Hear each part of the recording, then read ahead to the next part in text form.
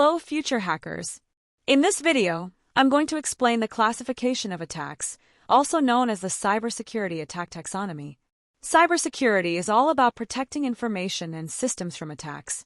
But to defend against these attacks, we first need to understand them. This is where the Cybersecurity attack taxonomy comes in. The taxonomy is like a classification system. It divides cyber attacks into categories based on how they work and what they target. These categories help us identify the types of attacks, understand how they happen, and plan ways to stop them. There are 5 main types of attacks in this taxonomy. Let us discuss about each. The first one is passive attacks. Passive attacks are like spying. The attacker doesn't change anything, they just watch or listen to gather information. Imagine someone secretly reading your messages while you're typing them. That's a passive attack. Characteristics of passive attacks. They are non-intrusive, meaning the attacker doesn't interfere with the data or system. They are hard to detect because they don't cause any disruptions. The goal is to collect unprotected information, such as passwords or private details. For example, an attacker might use a tool to capture data traveling over a Wi-Fi network. If the data isn't encrypted, they can read it easily. The second one is active attack. Active attacks are much more aggressive.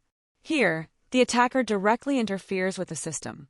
They might change the data, disrupt communications, or exploit vulnerabilities to gain control. Characteristics of active attacks. They are intrusive, meaning the attacker actively interacts with the system. They are easier to detect because they often cause noticeable problems. Example: imagine an attacker intercepting a conversation between 2 people and changing the message before passing it on. This is called a man-in-the-middle attack.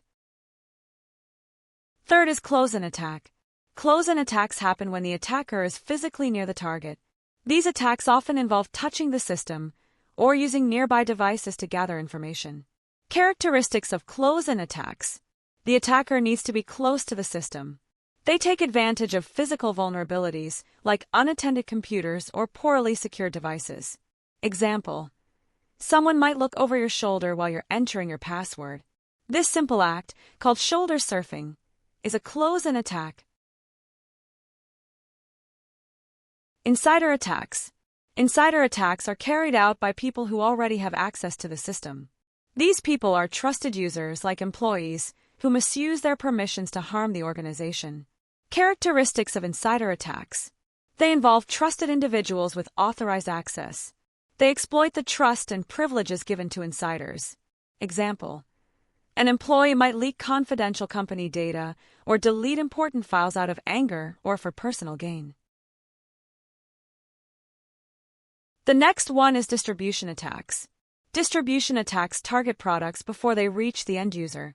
These attacks happen during the production or delivery phases of hardware or software. Characteristics of distribution attacks. Attackers tamper with products early, such as during manufacturing. The tampering often goes unnoticed until the product is in use. Example: a hacker might install malicious code in software during production, creating a backdoor that can be used later to access the system. Let's quickly recap the 5 types of attacks. Passive attacks, spying to gather information without changing anything.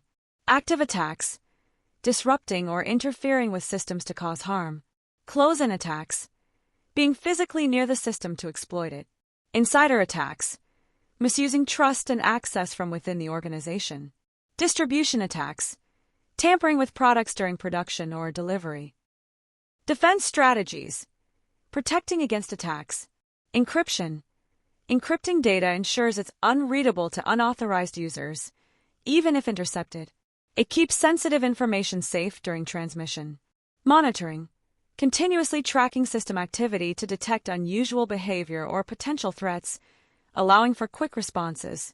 Access control, limiting user access to only the information and systems necessary for their role, reducing the risk of unauthorized actions. Supply chain security, ensuring that products, both hardware and software, are secure from tampering during production and distribution. Employee training, educating employees to recognize and respond to cyber threats such as phishing or suspicious activities. By using these strategies, we can reduce the risk of cyber attacks and keep systems secure.